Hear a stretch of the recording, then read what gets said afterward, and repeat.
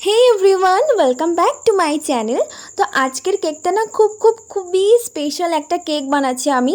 আর আমি কেন এত স্পেশাল কেক বলছি সেটা আমি তোমাদেরকে পরে বলছি।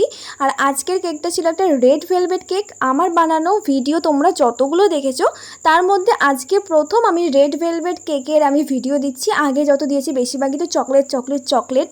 তো ফাইনালি আমার কাছে একটা রেড ভেলভেট কেকেরও অর্ডার এসেছিলো।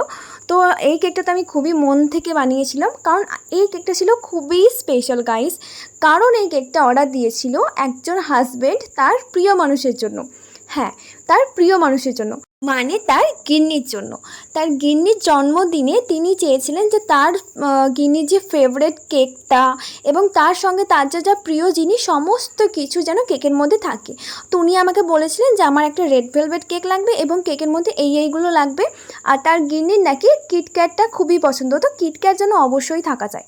তো আমিও ভেবে নিলাম যে ঠিক আছে ডিজাইনটা বলুন, কিন্তু ওনার কাস্টমারের কোনো ডিজাইন নিয়ে কোনো মাথা ব্যথা ছিল না।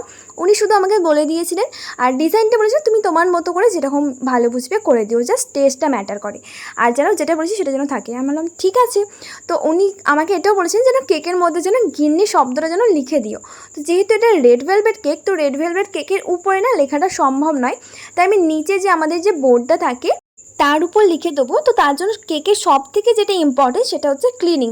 তো ভালোভাবে আমি সেটা ক্লিন করে নিলাম এবং নিচে সেটা লিখে দিয়েছিলাম। সেটা আমার ভিডিও করা হয়নি, বাট তোমরা কমেন্ট করে জানাও যে কেকটা কেমন হয়েছে এই রেড ভেলভেট কেকটা।